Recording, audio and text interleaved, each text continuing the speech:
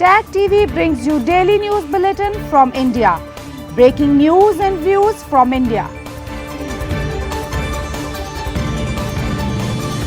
You're watching South Asia Newsline, and here are the top stories we are tracking for you on Wednesday, the 16th of August. Monsoon mayhem continues in India's Himachal Pradesh. Pakistan announces sharp hikes in petrol and diesel prices. And Afghan women fight to survive under the Taliban.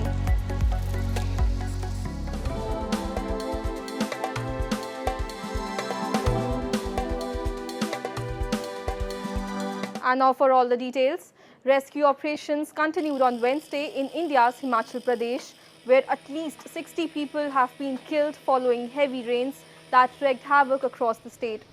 Hundreds of rescue personnel have been deployed to remove the remains of a temple which collapsed after a landslide which has killed at least 17 people, and many were still fear-trapped.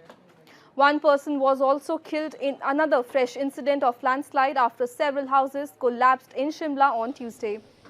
Schools and other educational institutes have been closed in the district, and people in vulnerable areas were being moved to shelters as per state officials. अभी देखिए, आज हमारा जो ये search and rescue operation है, इसका third day है। तो आज हमने मॉर्निंग 6:30 बजे जो है सर्च एंड रेस्क्यू ऑपरेशन शुरू कर दिया था। तो अभी लगभग जो हमारा आंकड़ा है, जो लोकल लोगों से कुछ कंफर्म हुआ है, उसके हिसाब से 21 के आसपास ये बताया जा रहा है कि 21 के आसपास यहाँ पे बॉडीज़ हो सकती हैं, जिसमें से जो 12 बॉडीज़ हैं वो हमने पिछले जो 2 दिनों में रिकवर की है। तो अभी हमारा ये सर्च एंड रेस्क्यू ऑपरेशन चल रहा है। तो आज भी हम उम्मीद करते हैं कि कुछ हमें इसमें बॉडीज़ मिलेंगी, या जो कुछ लोग मिलेंगे जिनको हम अच्छे से रेस्क्यू कर पाएंगे। Heavy rain was forecast to continue in parts of Himachal Pradesh and neighboring Uttarakhand. Both states suffered widespread damage last month too due to incessant downpour and have recorded above normal rainfall during this monsoon season.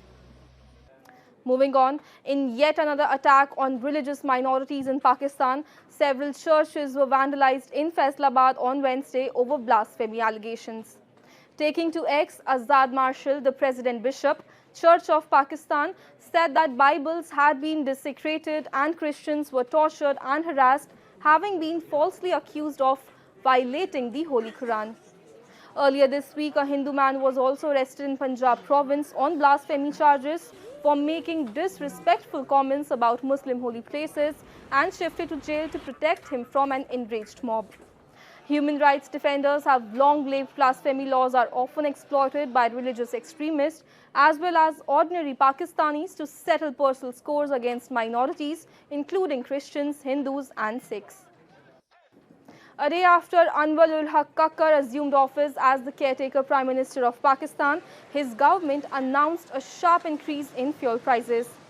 The Finance Ministry in a statement said the price of petrol would be raised by 17.50 rupees to 290.45 rupees, while diesel will now cost 293.40 rupees per litre after an increase of 20 rupees.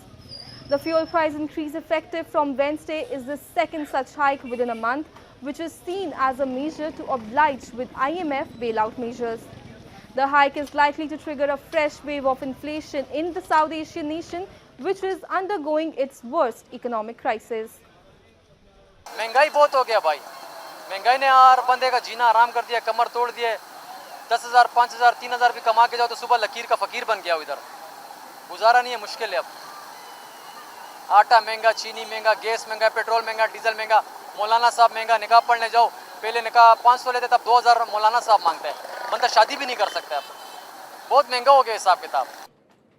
Moving on, as Taliban marked its second anniversary of their return to power in Afghanistan, the women in country have been fighting for their survival as they have barred from education and work. A report. Since the Taliban took power in 2021, Afghan women have been fighting for their survival as they have barred them from attending universities and working for international organizations. 27-year-old Mariam used to work as a database officer before the Taliban seized control. She then went on to become a teacher at a private school for girls, a job she was only able to hold onto for a year before the ban on girls' education, and now she has opened a sewing workshop. Mariam said she is gradually adapting to the new realities and is optimistic. تعقیب نشینی نکردم، تسلیم نشدم، بازم ادامه دادم. گفتم که خب خیر درس خانه است، مکتب دروازه‌اش بسته شد، پانتون بسته شد، اما افکار ما خب بسته نشده.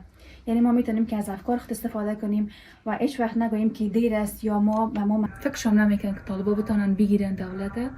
باز اونم که گرفتن و همش باز این محدودیتاش که روز به روز زیاد شده رفت یا بیخی مشکلات زیاد ایجاد کرده. بهترین روز به همه مردم افغانستان تا جایی که من فکر میکنم.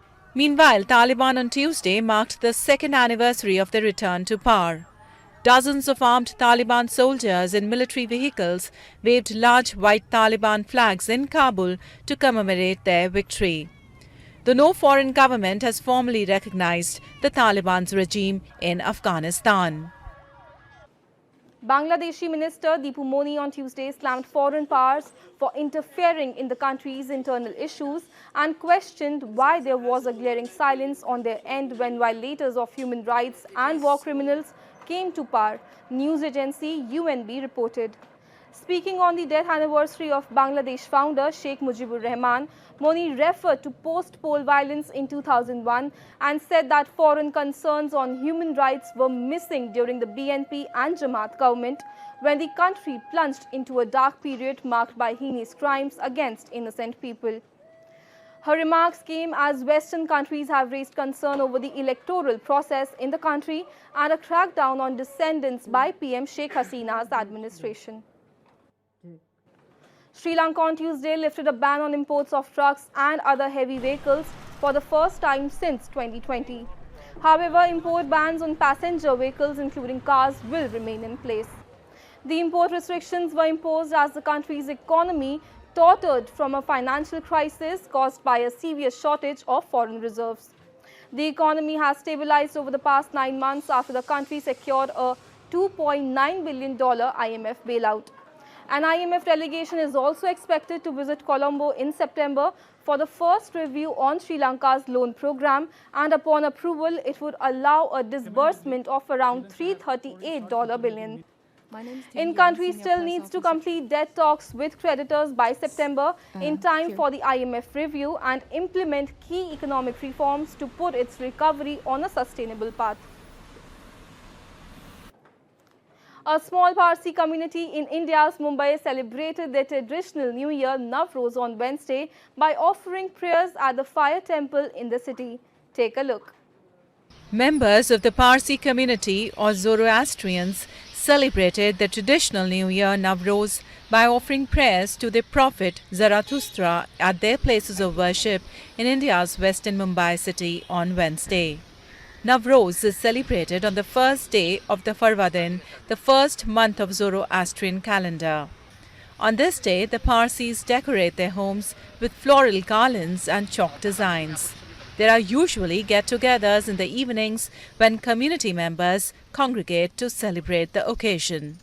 We just celebrate with friends and family. Essentially, first go to the Egyari and follow our rules of our religion.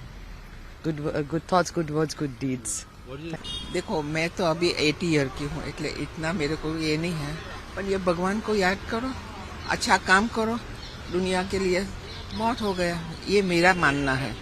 India is home to the largest population of Zoroastrians, which stands at nearly 70,000, mostly concentrated in the western part of the country. That's all in tonight's edition. We will see you same time tomorrow. Good night.